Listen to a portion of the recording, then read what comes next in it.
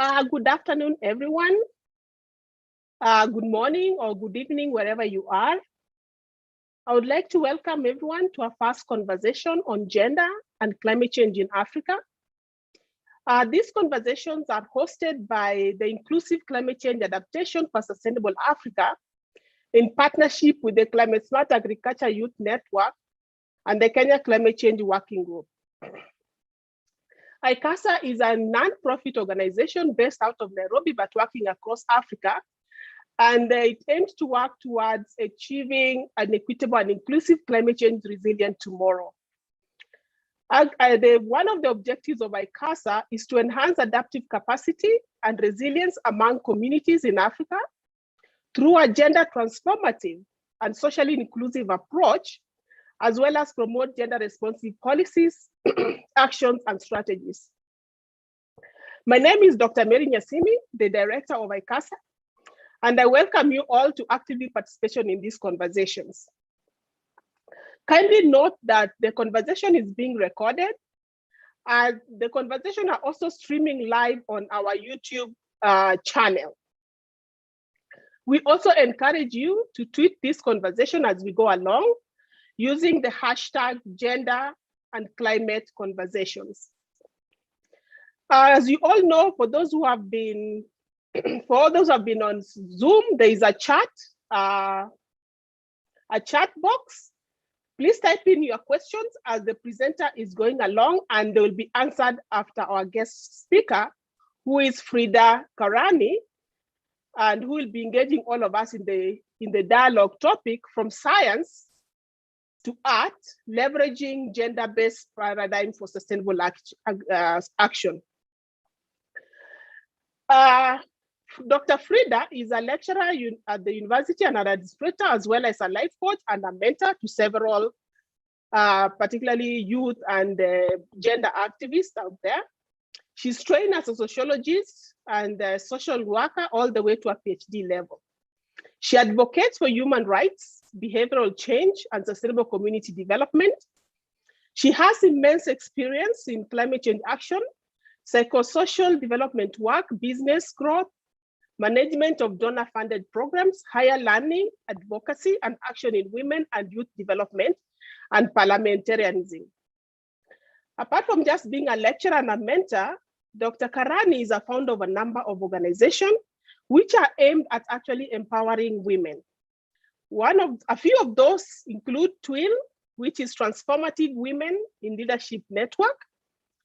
The second one is Teach in Time, My Africa Project. The third one is Sustainable Climate Action in African Conferences. The fourth is Transformative University Ladies in Action, which is actually quite interesting. And then she's involved in various developmental initiatives across Kenya. Welcome, Dr. Karani.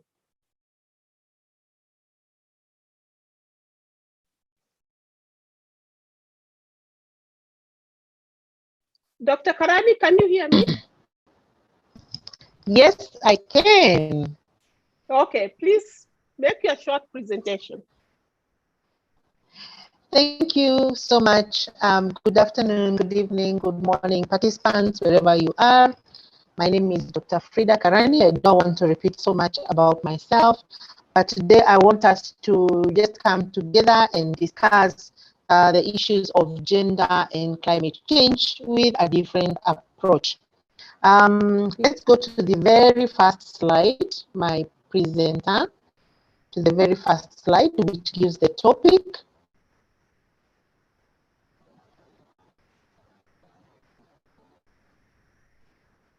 Yes, this is our conversation topic today, from science to art, leveraging gender-based paradigm for sustainable climate action. Of course, we're talking about gender-based paradigms. There's been many developments. Sometimes they're called gender responsive paradigms or gender sensitive paradigms, but sensitivity and responsiveness to any issue then is really based on the theory. Next slide.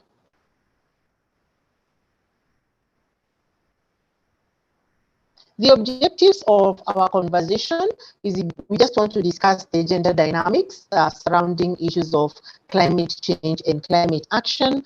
And then after this, again, just like our topic suggests that we need to move from one level to the next, then we really want to have a clear picture of what we can do so that the gender balance that we are seeking to achieve in climate action is realized in the end.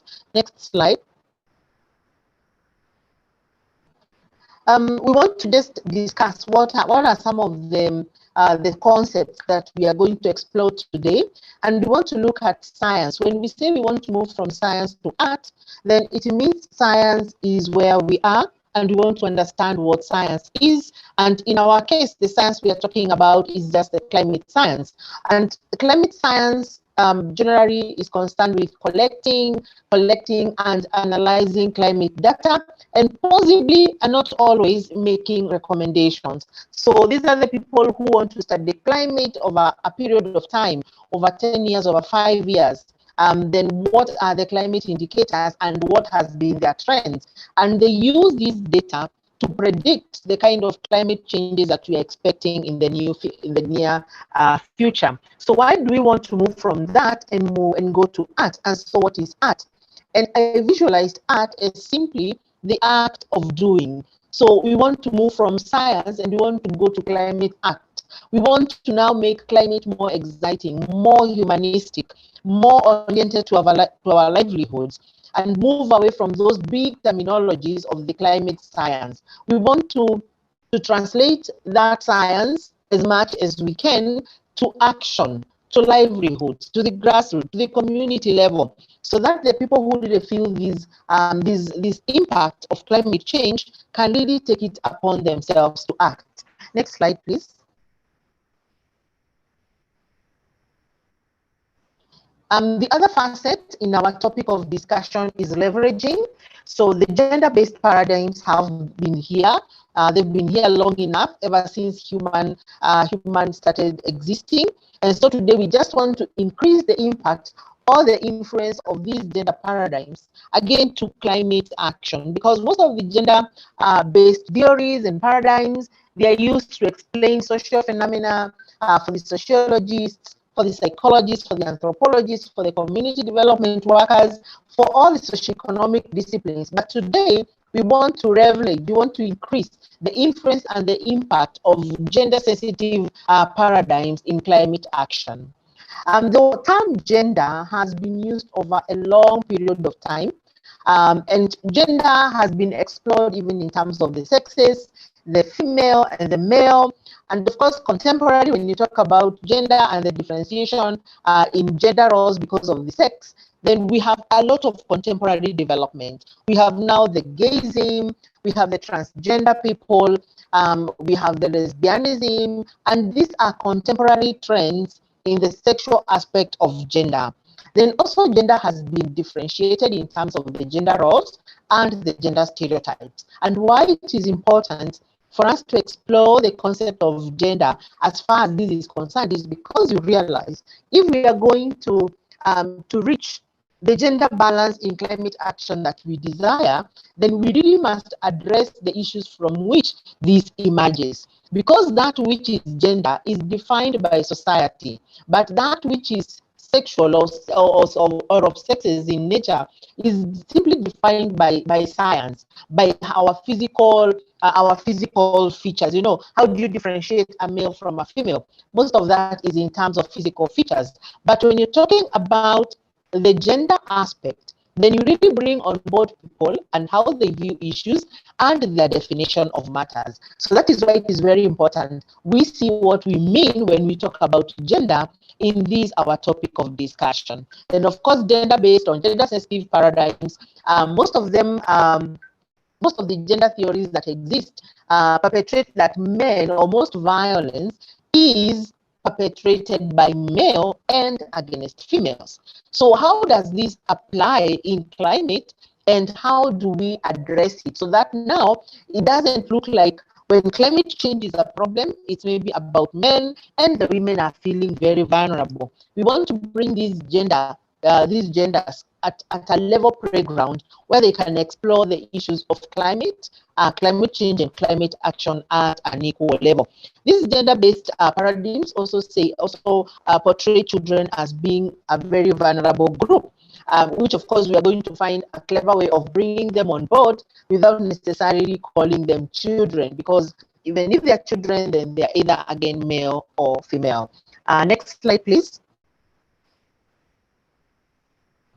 Our topic of discussion today also encompasses the term climate action, and I really like the term climate action because it removes us from being very passive actors as far as climate issues are concerned. When you talk about action, you're calling people to come and do something. And so climate action happens at a macro level, meso level, and micro level. Macro level is, of course, at the policy-making level at the international and national levels, and also local levels, especially in countries where devolution and delocalization is really working. Meso level, we are talking this happening, climate action being embraced and being appreciated at institutional levels, and the micro level is climate action being appreciated at the household level. And then when you're talking about climate action, something that is very important is that it has to be sustainable. We are not taking actions now to address issues of climate, and then 1, 2, 3 generations down the line, then what we did is not being felt, or what we are doing is serving us. So how we ensure that climate action is sustainable, and again, based on the gender-based paradigm, then we need to know what is best, what has been seen to work across continents or across the world, but is still suitable to our own needs and to our own resource levels. So then women and men and children, we need to appreciate that men, women, and children experience climate impact differently because of either the roles they play in society or their socio-economic status. And so we must choose that which is best and yet most suitable to each of these groups. Next slide, please. So this is the matter of discussion today. The first question we wanted to ask ourselves is, where are we today as far as gender and climate change, gender and climate action is concerned? We have the UNFCCC that was arrived at Paris, and this is a framework that guides a lot of direction on climate change across the nations. Then we also have these nations developing a lot of climate change adaptation strategies and programs, and very good policies in the form of NDCs, the nationally determined commitments. But if this is coming to be or not is a question for another day, and is something that we are going to discuss today. Then today there's also a lot of talk about climate action, a lot of talk about climate change, a lot of talk about gender, about men and women in climate change. But if it is being implemented, or if the talks are leading to anything substantial, is something that we want to explore today and chart a way forward. There's also a lot of tree planting today. Yes, trees are good. Reforestation is good for climate change. But in most cases, if you talk about climate change and climate action, what comes to people's mind is tree planting. So if you ask a common person, what is your view of climate action? What can we do to combat climate action? They'll simply tell you plant trees. And so I felt that we needed to understand and appreciate this is the level at which we are, and it is a very basic level of tree planting and afforestation and reforestation, and we need to move to the next level. We also need to appreciate the status quo that there is a lot of, I would call it irregular discussions and climate discourses. You find that discourses are started, or a discussion on climate is discussed or is started, but it never sees the light of the day. You never see its end. committees have been formed to discuss issues of climate change and of climate action, but we never see the end of these committees, of the recommendations that they made. We never quite see these things implemented. We are talking about making forums for discussing climate gender sensitive. Let's have more women on board. But when you come to how it's been done and the reporting and how we know how far this has gone, then that is not there. And that's why you find it sometimes it's very difficult, even for people who are interested in picking up issues of climate change, they almost don't know where to start. You almost have to start at zero. Then there is also the status quo where we are at women and girls climate vulnerability across the world and across Africa. Indeed, the people who suffer the greatest impact of climate change are the women and girls. And the reasons are because of our culture, places girls and women as a very vulnerable group. So generally, they are exposed even because of their socioeconomic status. Most women and girls, you find even their access to economic resources, productive resources is quite minimal, and this reduces their ability to respond to climate impact. Then, of course, there are domestic roles. You find that mostly you find women and girls in the gardens, in the chambers. You find it is women who go to fetch water, for example. It is women who need energy more to do cooking, to light their homesteads, to warm their homesteads. So when climate change hits, and these aspects of our natural environment are hit by climate change, you find that the women and the girls are more hit because they rely more on the natural resources. Now, today again, most of the affected sectors are agriculture, water, energy, food, health, and peace and security. And if you look at all these sectors, most of the people, or the great percentage of the people who contribute or are active in these sectors, then it is the women. Health, for example, if, for example, climate change hit a child, issues of climate change hit a child and affect their health, then you find that, for example, it is the lady who runs around with the child to hospital. It is the lady, because they are using more of water, who are likely to be exposed to diseases that, for example, come with flooding because of climate change and the like. The women are home keepers. So when a flood hits a village, you will find that the women will be greatly hit. Now, before we move away from that slide, my participants, as we continue to explore the status quo, I want us to look at the picture on our left. The picture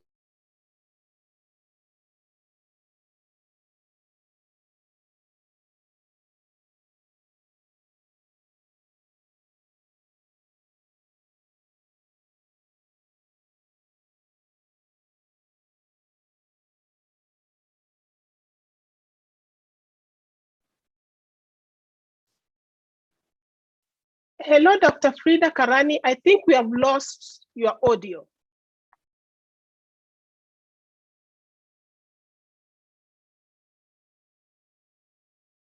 Okay. Can you hear me? I think we. Okay, now you're back. Yes, please continue. And you have 5 more minutes only. Thank you. That's a lot of time. Thank you so much, Dr. So that picture, when you look at it, what comes to mind? And this is the point at which we are, that even for ourselves, when we are talking about gender and climate, gender and this, we still have this picture that the perfect image of gender is a woman. So are you thinking, we'll discuss this towards the end, are you thinking that our portrait would have been different? Are we saying that it is only the woman who is affected by climate change, and why is it so? Our next slide, please. Where do we want to be tomorrow?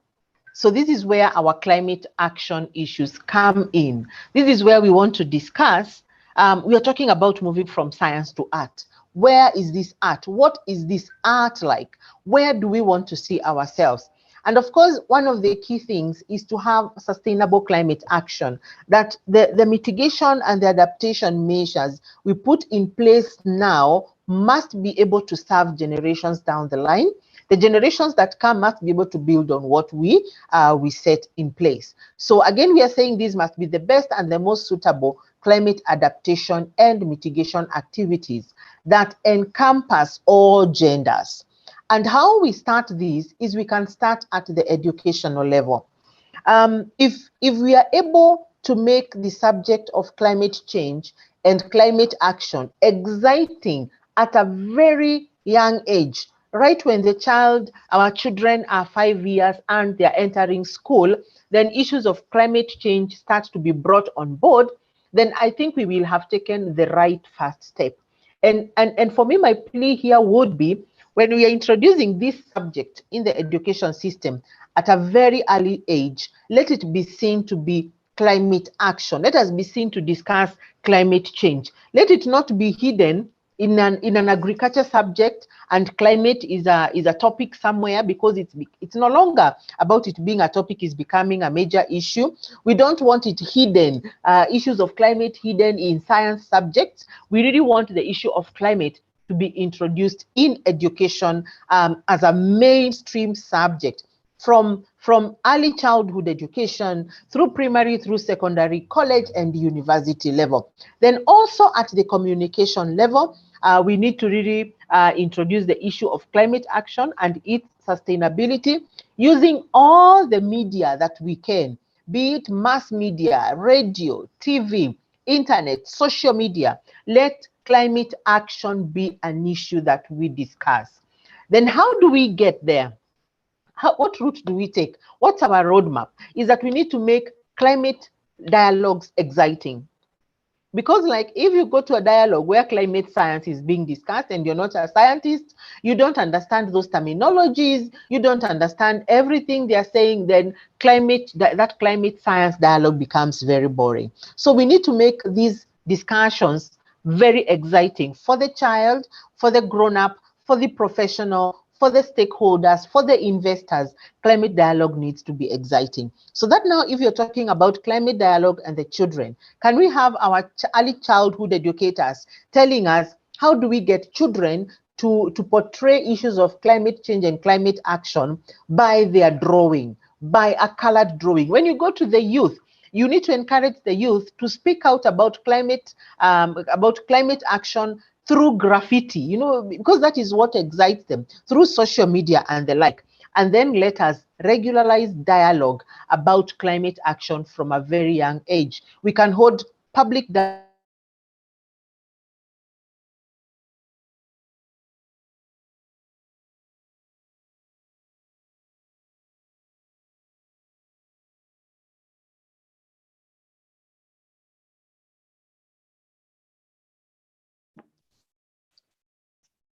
Hello, Dr. Karani, we have lost your audio again.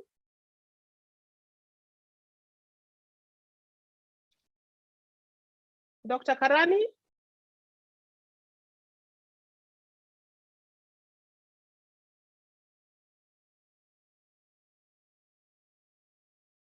Please be patient. I think she's trying to log in.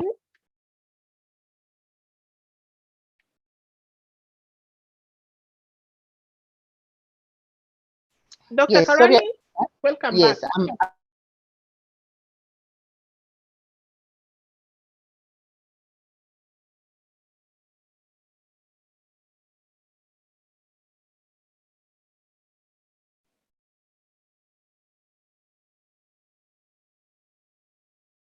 Dr. Karani, we can't hear you.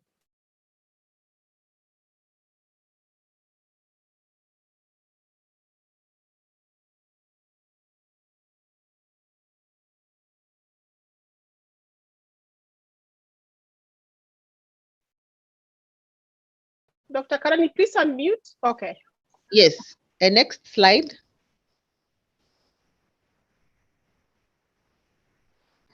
So again, we need to really ask ourselves, who are the people who have been left behind as we get to our tomorrow? I think one of the greatest mistakes we can make is to leave some people behind. And so for me, I think boys and girls, just by that name, boys and girls, should be brought on board. And I cannot overemphasize that. I just talked about it. These, of course, are the younger generations. We need to bring on board men and women, business people, professionals, stakeholders, interested parties like who we are. Let us remember the marginalized, the people living in the arid and semi-arid areas who are greatly hit by climate change. For them, actually, I think even climate change has become a norm. Living without water, having long spells of dry spells has almost become normal, but we need to bring them on board. We need to bring on board the vulnerable populations, the aged, for example. We need to tell them that sometimes the problem is the houses they live in, and we need to do for them climate smart houses. The people living with disabilities are also a very vulnerable group, and we need to find a way of bringing them on board. Let us bring on board early childhood educators. If we are going to be dealing with children who, for example, are 10 years and below, I cannot say myself as a university lecturer that I can be very good with children. You need to bring on board early childhood educators to jumpstart this dialogue in children. The primary and secondary school educators and the young people. The people who are complaining about unemployment, I think they can find a lot of employment in gender and climate issues. Let's bring on board higher education educators. These are the people who produce trainers of trainers. Let's bring on board climate investors and let us have discussions and chart way forwards that are action oriented. Next slide, please. So how do we achieve this? Now, these are my thoughts. I've also borrowed a few from a few researches so that we are able now to know exactly how do we hit the ground running with climate action. Because like I said, we're talking about action. We are not having an abstract policy or science discussion. So the first thing that we need to do is put people at the center of climate responses. Anything that concerns climate, people must be in the middle. Even when you're talking about climate science, let us not gather these data from the atmosphere only. Let us come to the ground and let us see how these are affecting people. Let us have gender integration across policy frameworks. Right from when you're forming a committee to develop a climate policy, have gender represented there, have the older women there, have the younger women there, and possibly have a child or an early childhood educator, so that then we are able to have integration of gender in policy. Let us activate gender responsiveness at policy levels. For example, in my country, which is Kenya, we have a constitutional rule that we call the two-third gender rule, which says that in every setup, women must at least represent two-thirds of the discussion. So that now we are saying in climate, this should also apply. And if we cannot borrow from constitutional frameworks, then as gender stakeholders, we need to agree which ratio works best for us. Let us have climate action champions. Already some of us are here. We are climate people who are interested in climate, but can we call ourselves climate action champions right from where we come from, right from where we live? Other than when we are having a professional dialogue and all of us are on board, can we really call ourselves champions? Can we sit down as stakeholders and agree that for you to be a champion, there's a criteria, something that is really objective and defines how we define a champion? Can we even have a way of motivating these champions? Can we, for example, recognize efforts towards climate action? Our housing, Karani? can we make our housing? Yes? Oh, 2 minutes, please. Okay, yeah, thank you, Mary. Can we make our housing climate smart? Because housing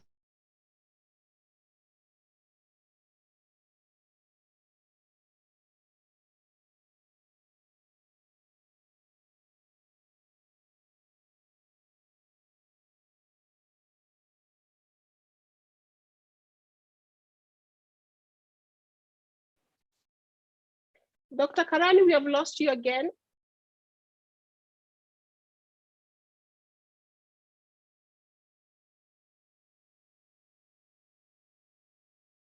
Dr. Karani? Okay, yes, I'm back.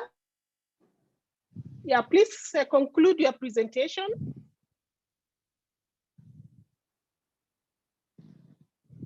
Hello?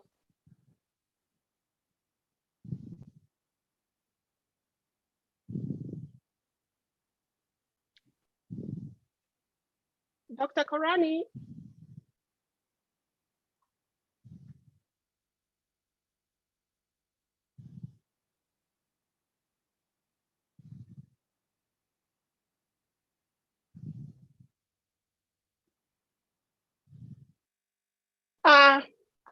It seems that we have lost our presenter along the way, and I hope she'll be able to join us later.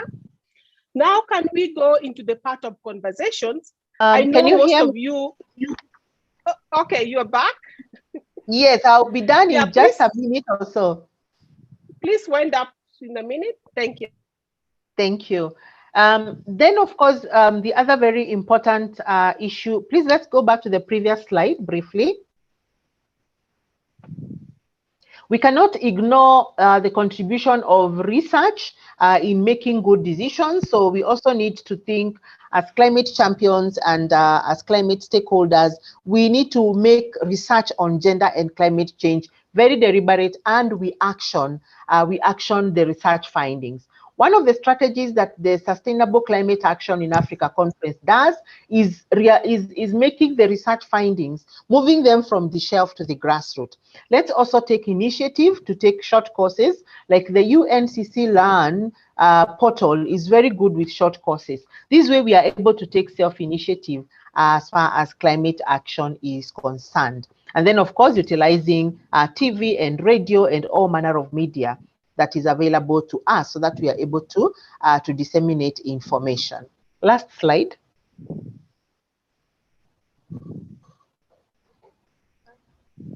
Yes, so what are the challenges that we are facing in this discourse, trying to move ourselves from science to art?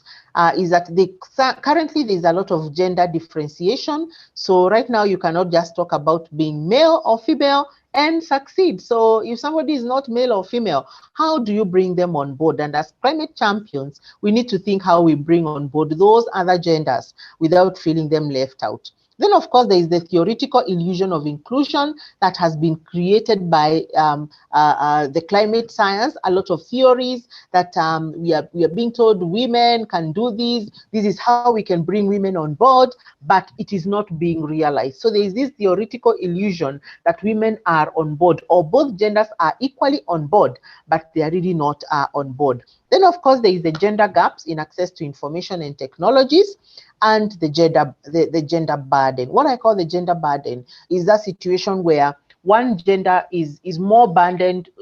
Sorry, my mother tongue is interfering. One gender is more burdened with causes of climate change, and another gender is burdened by carrying a lot of the impacts of climate change. So I wish to stop there, my chair, for now, and thank you so much for listening to me. Thank you. Okay, thank you, Dr. Karani, for such a wonderful presentation. Due to limited time, some of you had posted your questions when you're doing registration, and we'll try to respond to those through email. We receive the responses through email. So to go to our next session now is about conversation. And as I mentioned earlier, if you want to speak, please raise your hand or put your comment on the chat that you'd like to speak. As I can see from the chat, I would like to give the opportunity to Beatrice Munuhi. Please, you had made a comment there. Could you share it with everyone in the group? Beatrice?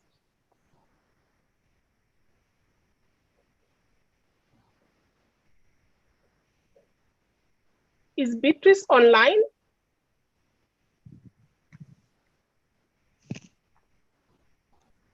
Okay. I would like to give the opportunity to Jacqueline Makoha. Jacqueline, are you online?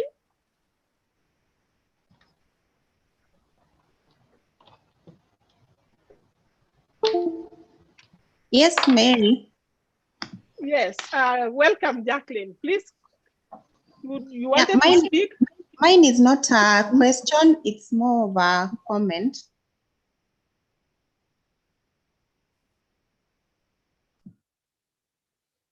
Hello, can you hear me? Yes, I can hear you. Yes, mine is a comment. It's not really a question. And I was just saying that first to thank Dr. Karani for the wonderful presentation. And maybe just to say that, you know, it seems like when we talk about climate science, the theoretical part, and even in terms of profession, especially decision-making levels, you realize that it's male dominated.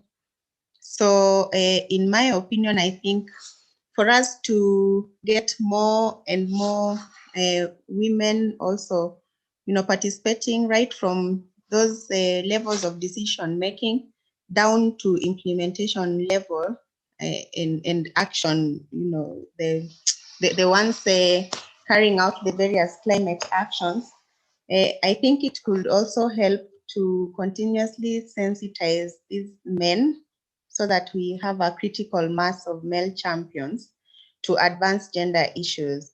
Because in my experience, I think sometimes when a man, and this is very cultural also, and our socialization processes, many times when it's a man articulating gender issues, fellow men seem to receive it, you know, easily, more easily than when it's a woman, because as we say, many people perceive gender to be women. So when you talk, they just think, you know, you're talking, there goes another woman talking about women's issues. But when it comes from... Thank you, Jacqueline. We need to give an opportunity to the rest of the participants. Thank you so much. The next person who is going to contribute is Samson Kidera. Samson, please unmute yourself. Okay, thanks a lot, Mary. That's a wonderful discussion and a wonderful presentation from Dr. All this we are discussing is very important, but the most important thing that is going to ensure that we actually feel or experience a mainstreaming of gender, especially in climate action areas, is adequate reporting and coming with adequate indicators for mainstreaming purposes across all the areas that Dr. talked about, education level and at different field. Now, how can this one be made possible in that mostly reporting is simply talking about looking at maybe female, male, youth, and participation level, but reporting in terms of activities that is going to uplift all the gender areas. This is an area which still having a lot of gray areas. So how can we come up and then improve on the actual indicators that can report on gender mainstreaming on climate actions? Thanks, Mary. Yeah, thank you. You have actually brought a critical issue because most people really struggle with gender or sex desegregated data. And one of the things that they face is what indicators can they use? So our next person to contribute is Bilinga Koivoi. Please welcome. Hello. Hello. Okay, good morning. Thank you very much for the presentation. It's very important for me. My question is for plan action plan gender. How help gender for the different country? This is my question, please. Thank you. Okay, thank you, Belinga. As I said earlier, please post that question on the chat and then we'll send you the responses. Right now, we'll just like to hear feedback from people on Frida's presentation as well as the other wider issues on gender and climate change. For this session, we're having a talk, a chat. But if you have a question, post it on the chat, please. Thank you. The next person is Nancy. Nancy, Please unmute.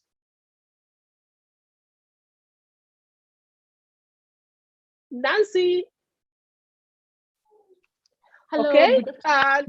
Looks like Nancy is not able to unmute. Yeah, I'm here. Can we give this? Oh, okay, I'm there here. you are. Thank you. Please, you just have a minute. Make your All comment. right. Just have a minute. Make your All right. All right. Thank you very much for having me.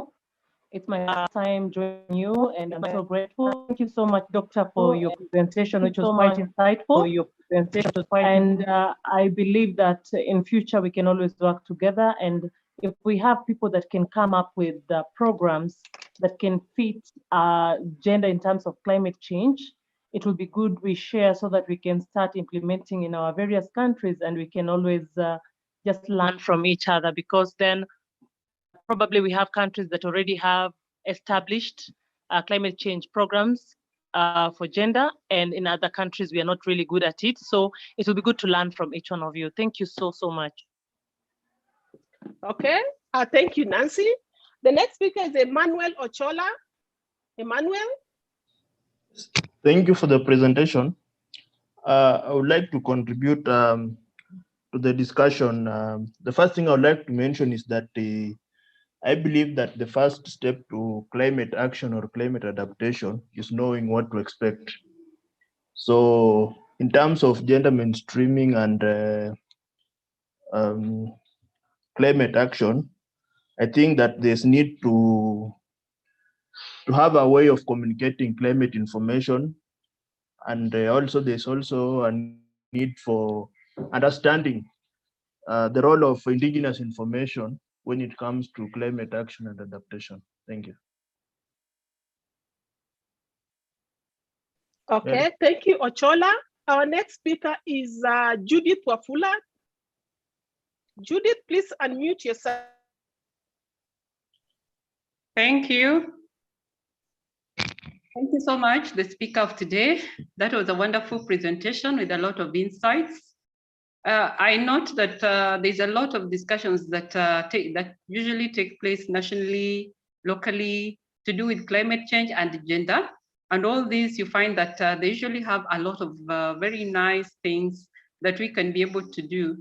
But I feel like whatever is lacking maybe is a team nationally that is supposed to drive things all the way nationally down to locally, such that even such a team would be attending such dialogues to be able to gather information that they can be able to use to help our country, and even to, of course, in relation to other countries globally. So we maybe on what we need to do, another thing has to do with building up that kind of a team nationally that can be able to trickle down to ensure that such things that we come up with can be embraced nationally and even up to the local level and even internationally as we collaborate with others.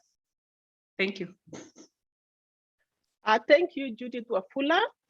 The next person to give our talk is Ene Susan Ajonyi. Ene Susan.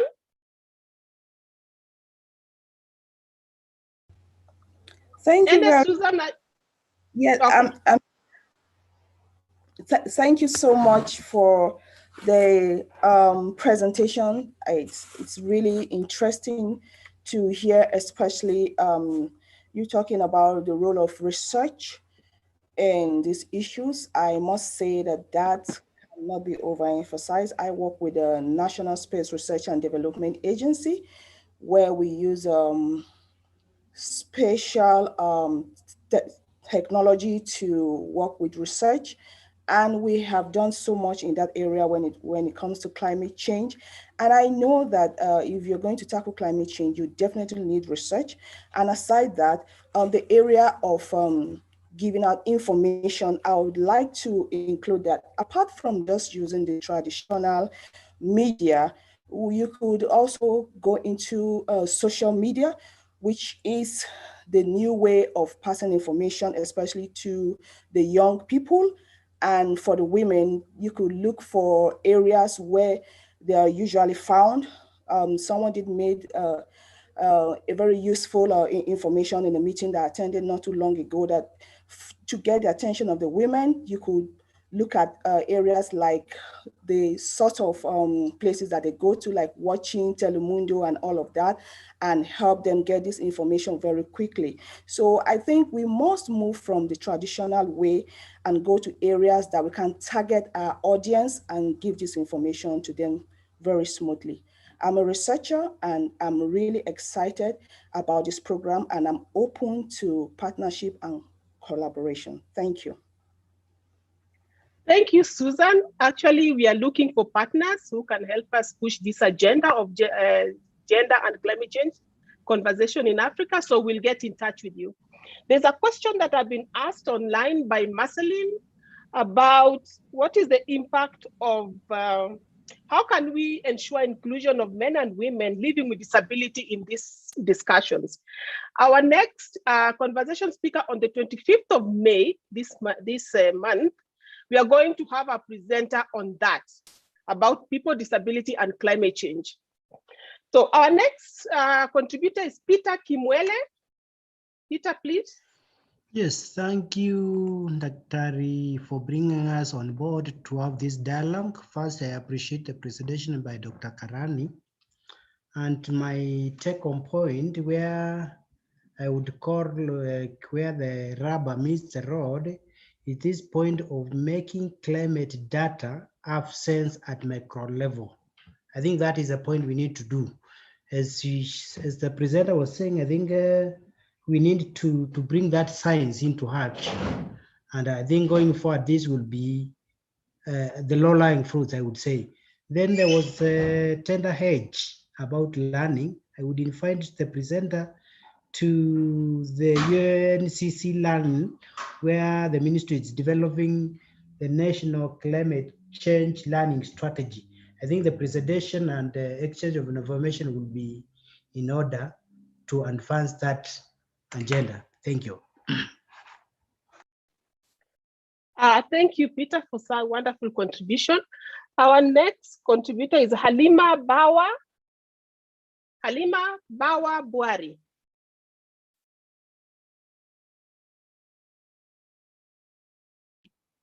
Hello? Halima, can you hear? Hello? Yes, I can hear you. Yes. I think I just put in the chat box what my reaction to a question that was asked earlier by our Francophone sister about, I think she was trying to say, how does Dr. Karani's lecture cascade into countries doing a plan for gender and climate change. So I did send in the chat box that what the UNFCCC gender discussions have been, and the agreement from the last COP25 was that we go to our countries, consult with the various stakeholders, and come up with plans that are domesticated and tailored according to our national needs and priorities. So what we've done in Nigeria has been to do a national action plan on gender and climate change that is focused towards climate action, of course, is based on our NDCs, the National Determined Contributions, priority areas. So we have a gender action plan that is tailored towards our national priorities for our NDC, which is 5 sectors. So we have come up with an action plan that mainstreams gender in that wise. And yes, I did see in the chat box too, someone saying we should stop referring to gender as women. And we do agree on the Nigerian end here. Gender isn't just about women, but how our various roles and natures are affected by climate change. And yes, I do agree. We should look at gender and climate action according to our natures, our natural forms, and our roles in climate action. For now, that is what I have to share. Okay. Thank you so much. I'll give this opportunity now to Julian Barungi. Julian, Thank you, moderator, and thanks to Dr. Karani for the good presentation. My comment is on the need to involve the development partners in this. I think it is important to include gender compliance criteria among the criteria for people to access funds for climate-related activities and projects. And this can be done at different levels, whether these are going to be implemented at the local level, the regional level, and any other level. Because you find that both gender and climate change are many times considered as cross-cutting issues for the countries. So they tend to get lost. Both of them tend to get lost. So we have to be deliberate when it comes to bringing out the indicators clearly and actually following these indicators in the policies, but also in accessing funds for climate-related projects. Thank you. Thank you, Julian, for that insightful comment. Maureen Magaka. Maureen?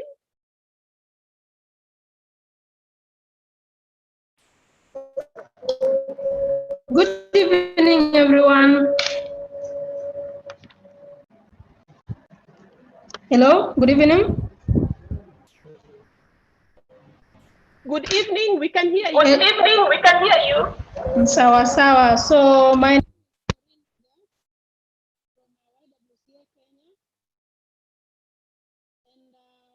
contribution is that okay, we can't hear you, Maureen. Can you hear me now? Yes. So thank you so much for the nice presentation on the climate and gender. This is a much needed topic. And one thing I would like to add is that much is needed on the grassroots, because most of these meetings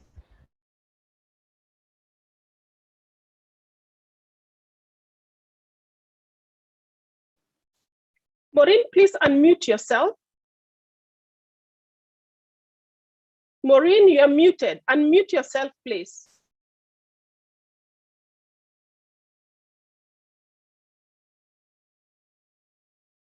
Maureen?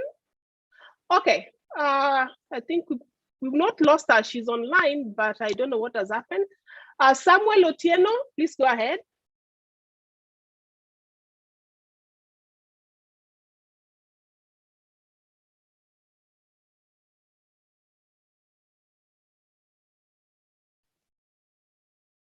Samuel Otieno.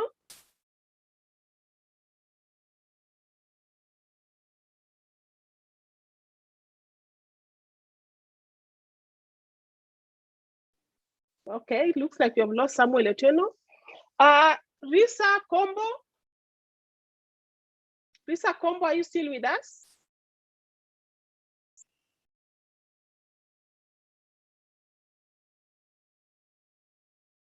Risa Combo? Combi, sorry, not Combo. Combi, are you still with us?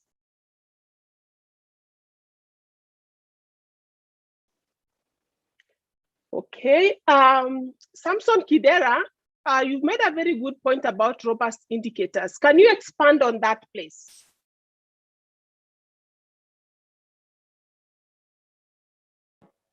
Samson Kidera? Thanks a lot, Dr. There is one of the speakers who has talked about coming with indicators.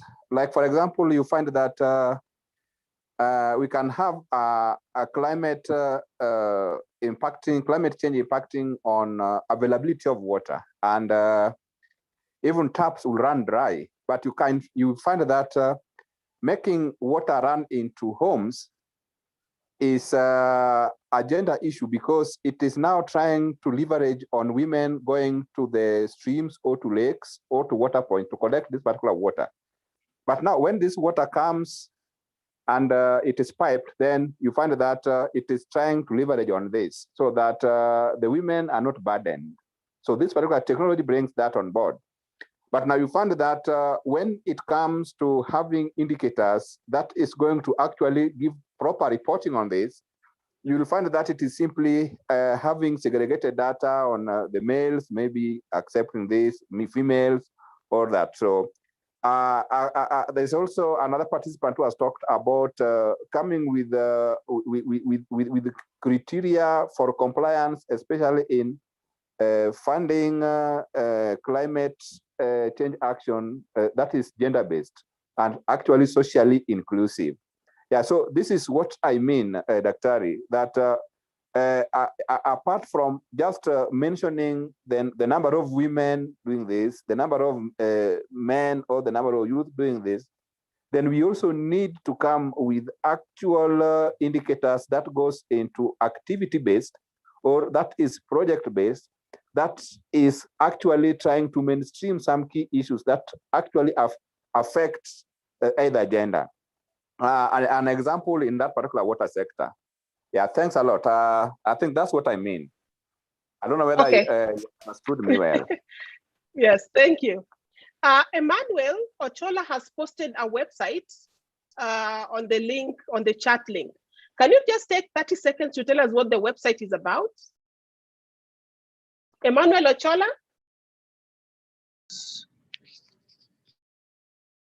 Oh, okay. Yes, the website, I remember during my contribution, I mentioned about a communication of climate change information. So there's a need of tailoring this information into based on needs of various groups of users. For example, in this case, we are talking about vulnerable groups. So there's need of bridging the gap between the research which we are doing at universities and various institutions and the people who need this information to be able to carry out climate action or to perform climate adaptation activities. So the link leads you to our website that we developed or a tool that we developed to promote climate adaptation in the Kiambu and the Nyandarua County and the Kajiado County. So that is just an example of maybe climate communication tool that we need to, in order to carry out climate action, we need this kind of tools. Thank you. Okay, thank you, Emmanuel. I thank you, everyone. We've come to the end of our first conversation. As I said earlier, our conversation is structured where we have a presenter for about 15 minutes, and then we go into a discussion forum, like a dialogue forum that we've had now. And as I also mentioned, some of you asked some questions here on the chat, as well as when you are registering, we'll respond to those and send you via email. Please note that this conversation will be uploaded on ICCASA YouTube as well as Facebook, and let us continue the conversation there. Put in your chat, let's have a conversation online. Our next conversation is on May 25th, and we'll send you a notification and the link as well, starting at 3 p.m. Kenyan time. And we'll have the pleasure of hosting Dr. Maragu, who will be discussing about mainstreaming climate change policies and actions for people with disabilities. So now we are narrowing it down to particular, genders or groups now. So how do we do that for people with disabilities? As another thing that I think one of you mentioned is how can we partner up? Yes, we would like to partner with anyone who is willing to engage in the gender and climate change discussions. Or if you want to be a guest speaker, please send to us your name and topic to info@icasa-africa.org or copy to Faith, FGIKUNDA@iccasaafrica.org, or actually post it on the Facebook page or the YouTube channel, and we'll always constantly check on it every day. If we find somebody is interested in speaking, we'll definitely put for you a slot. Finally, on behalf of my colleagues, Faith Gikunda and Tabitha Muchaba, as well as our speaker today, Frida Karani, I thank everyone and hope to see you in 2 weeks' time on 25th May at 3 p.m. Thank you.